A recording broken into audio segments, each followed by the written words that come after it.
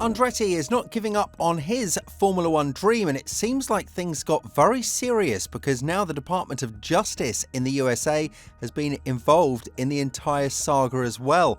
After hefty lobbying from Andretti and a politician in the US House of Representatives, the Department of Justice has now opened a case against Liberty Media as to why Andretti has been denied entrance into the sport for such a long period after they provided all of the needed and required information. Will this antitrust probe over Andretti's rejection result positively for the American? And more importantly, is it the right way to enter the sport after being rejected so many times? It's safe to say that one of the biggest sagas in the world of Formula One revolves around the entrance of Andretti as an 11th team, mostly because the owners of the sport, Liberty Media, as well as the FOM, don't want to share one more piece of the cake with another team, despite it receiving the green light from the FIA.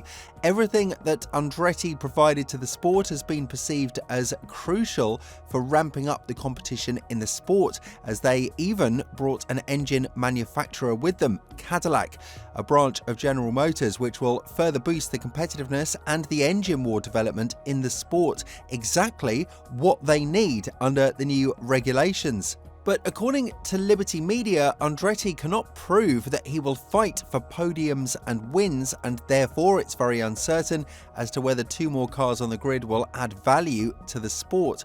Obviously, when we take a look at teams like Kick Sauber and Williams, we tend to question whether they have what it takes to be considered legitimate F1 teams, despite all of the history that Williams has behind it. But with Sauber, things are a bit easier because they got bought out by Audi, and this is very important because Andretti was told by the FOM and Liberty Media to buy an existing team, something he tried with literally every team on the grid but the top three, and was still turned down by every one of them. Therefore, the only way for Andretti to see what is wrong with his application was to take it to court, and when you have close friends in high circles in the Department of Justice, then you'll do anything in your power to make sure that the sport will listen to you.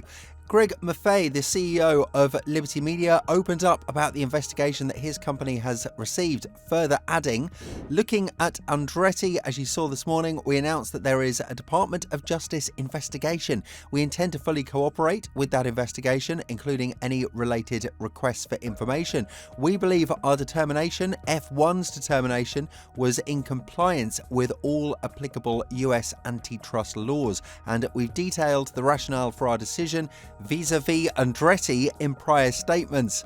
The investigation from the Department of Justice comes months after Jim Jordan, a Republican who is currently in the US House of Representatives, has met with Andretti, and when hearing all about the situation, wrote an official letter to Liberty Media seeking an explanation as to why Andretti is not part of the sport already. And obviously, when you have people like this standing behind you, it's evident that you do have the upper hand in certain situations, so as to bring more attention to yourself and maybe force your way when the sport believes there is no place for you among the 10 already existing teams. The official letter was sent to the CEO of Liberty Media, Greg Maffei, as it stated, "The excuses put forward for denying Andretti Cadillac's entry appear to be pretextual, arbitrary and unrelated to Andretti Cadillac's suitability to compete in Formula One. The FIA had already analysed and approved of the technical capabilities of Andretti Cadillac to compete among other teams, and most current teams in Formula One do not meet its standard of regularly competing for podiums and race wins. Formula One also faulted Andretti Cadillac for attempting to use an existing engine manufacturer because it could be damaging to the prestige and standing of Formula One." At the same time, however, Formula One stated that if Andretti Cadillac used a new engine manufactured by General Motors in the team's first year, a new engine would create a challenge for the new team. Formula One cannot have it both ways. The truth, as FIA President Ben Sulayem explained, is that the rejection of Andretti Cadillac is all about the money. There were lots of shots fired from Andretti, who went on to say earlier in May that the entire situation is about money, and a massive wind in the sails was the statement from Ben Saliam, who went on to support Andretti in his claims that the sport has been way too elitist with their approach of the 10 teams on the grid and reluctance to let a competitor race just because they will lose huge finances out of it. Furthermore, Andretti said that when he approached Gene Haas about a potential buyout, the American told him that even if he goes on to finish last in every race of the season with 0 points on the table, he would still be making profit from the sport. Hence the lack of willingness to sell a business that you don't really have to do anything to make money, according to Haas. But Liberty Media is holding a strong stance that they do not repel expansion. They just want the right candidates to fit. It just seems like they are now contradicting themselves, because first it was Andretti not bringing enough sponsors or value, and then it was Andretti not having its own engine manufacturer. And when Andretti brought all of those to the table, he still got refused by Liberty Media and the FOM. It's not just the owners of the sport that are against Andretti. A lot of team principals like Wolf and Horner said that the sport needs to keep its exclusivity to the highest level possible, and just because the popularity has skyrocketed in the USA, it doesn't mean that any team from the States should just join for the sake of it, which doesn't really seem to be Andretti due to the fact that they've made massive signings and expansions in Silverstone. Apart from the headquarters that are built in Indianapolis and are worth around $350 million, Andretti have expanded to Silverstone too, the small town that is supposed to house all of Formula One's operations. And with the signings of Pat Simmons, who was the former technical chief of the sport, Andretti have shown that they mean business and they intend to prove it as fast as possible. Elaborating on this situation more, Maffei added, "We are certainly not against the idea that any expansion is wrong. There is methodology for expansion that requires approval of the FIA and the F1, and both groups have to meet the criteria.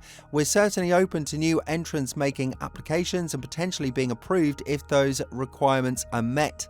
The question that needs to be answered now is whether or not Andretti will be the liked participant in the sport if this was the only way for him to get in. Because while the majority of the F1 fans do want to see 2 more cars on the grid, especially ones in which American drivers will race in, if you are always threatening to go to court to fix your issues, you might be perceived as a bit of a bully and a team who will repel sponsors. Of course, Andretti doesn't really have any other option in this situation because they've been rejected so many times, to the point of them being the bullied party from Liberty Media and the FOM. But nevertheless, they will enter a fierce circle of people and teams that are already knife-edge sharp between each other in terms of competitiveness, which could hurt their long-term plans of hiring prominent staff from the Formula One world. But according to Andretti, it was the last choice that he could have done right now, because everything that the FIA and F1 requested by him was provided and given the green light. It's just the fact that the sport would have to give away a piece of the cake while the prize money is not guaranteed to grow further. Andretti has promised to bring in a lot of new sponsors from the USA, which would also increase the amount of money teams receive at the end of the season in the form of prize money. But it seems to not be enough for the sides that want to keep the exclusivity in the sport to the highest point possible. Adding to the whole matter further, Andretti said, "We've done everything that's being asked of us. I represented the US proudly in my F1 career. My proudest moment was standing on top of the podium with the American national anthem playing." With all this in mind, do you think that Andretti belongs in the world of Formula One? And more importantly, do you think that if he manages to enter the sport, thanks to the support of the Department of Justice of the USA, it would result in a mass contingent of teams despising Andretti and doing everything in their power to kick them out as early as possible? Let us know what you think down in the comments below, and once you do that, check out the video that's appearing on your screen right now.